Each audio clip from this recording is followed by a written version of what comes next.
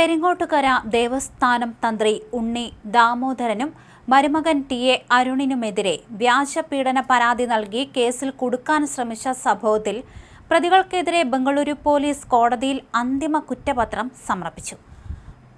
ബാനസവാടി പോലീസാണ് additional chief metropolitan magistrate കോടതിയിൽ കുറ്റപത്രം നൽകിയത്. ക്ഷേത്രഭരണവും കോടികളുടെ സ്വത്തുക്കളും തട്ടിയെടുക്കുകയെന്ന ലക്ഷ്യത്തോടെ തന്ത്രിക്കും കുടുംബത്തിനുമെതിരെ ക്രിമിനൽ ഗൂഢാലോചന നടത്തുകയായിരുന്നുവെന്ന് പോലീസ് കണ്ടെത്തി. തന്ത്രിയുടെ സഹോദരപുത്രൻ പ്രവീൺ കാനാടിയാണ് കേസിൽ ഒന്നാം പ്രതി. കൂടാതെ തന്ത്രിയുടെ സഹോദരങ്ങളായ ദേവദാസ്, വേണുഗോപാൽ, ദേവദാസിന്റെ മകൻ ശ്രീരാഗ് കാനാടി, വേണുഗോപാലിന്റെ മകൻ സ്വാമിനാഥൻ, ഭാര്യ രജിത എന്നിവരും കേസിലെ പ്രതിപ്പട്ടികയിലുണ്ട്.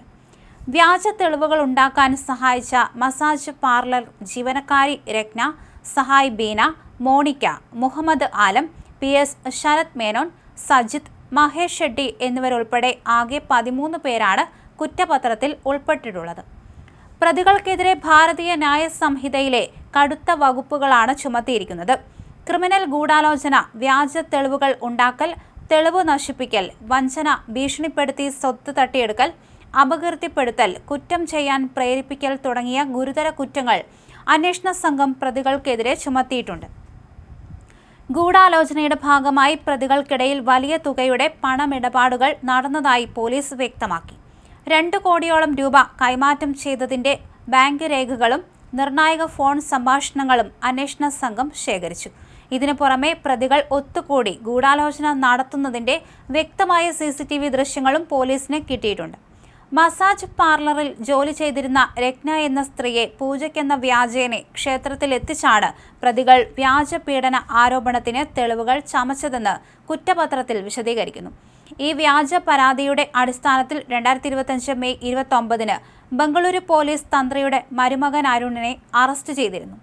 തുടർന്ന് ജാമ്യത്തിലിറങ്ങിയ അരുണിന്റെ കേസിലെ അന്വേഷണത്തിനിടയിലാണ് തന്ത്രിക്കും കുടുംബത്തിനും കേസിൽ യാതൊരുവിധ പങ്കുമില്ലെന്ന് പോലീസ് മനസ്സിലാക്കിയത്.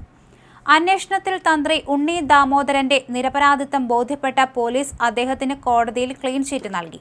തുടർന്ന് തന്ത്രിയും മകൾ ഉണ്ണിമായയും നൽകിയ പരാതിയുടെ അടിസ്ഥാനത്തിൽ നടത്തിയ വിശദമായ അന്വേഷണത്തിലാണ് ക്ഷേത്രഭരണം പിടിച്ചെടുക്കാൻ ബന്ധുക്കളും കൂട്ടാളികളും ചേർന്ന് ആസൂത്രണം ചെയ്ത വലിയ ഗൂഢാലോചനയുടെ ചുരുളഴിഞ്ഞത്. എന്തായാലും ഇത്തരത്തിൽ കോടികളുടെ സ്വത്തുക്കളും തട്ടിയെടുക്കുകയെന്ന ലക്ഷ്യത്തോടെ തന്ത്രിക്കും കുടുംബത്തിനുമെതിരെ ക്രിമിനൽ ഗൂഢാലോചന നടത്തുകയായിരുന്നു ഇവർ. അങ്ങനെ എന്തായാലും വളരെ നാളത്തെ അന്വേഷണത്തിന് ശേഷം പ്രതികളെ കണ്ടെത്തുകയായിരുന്നു പോലീസ്. ബാനസവാടി പോലീസാണ് അഡീഷണൽ ചീഫ് മെട്രോപൊളിറ്റൻ മജിസ്ട്രേറ്റ് കോടതിയിൽ കുറ്റപത്രം നൽകിയിരിക്കുന്നത്. ക്ഷേത്രഭരണം തട്ടിയെടുക്കാനും ഇവർ ശ്രമിക്കുകയായിരുന്നു. ഗൂഢാലോചന നടത്തുകയായിരുന്നുവെന്ന് ഒടുവിൽ പോലീസ് കണ്ടെത്തുകയും ചെയ്തിട്ടുണ്ട്. തന്ത്രിയുടെ സഹോദരപുത്രനാണ് കേസിൽ ഒന്നാം പ്രതി.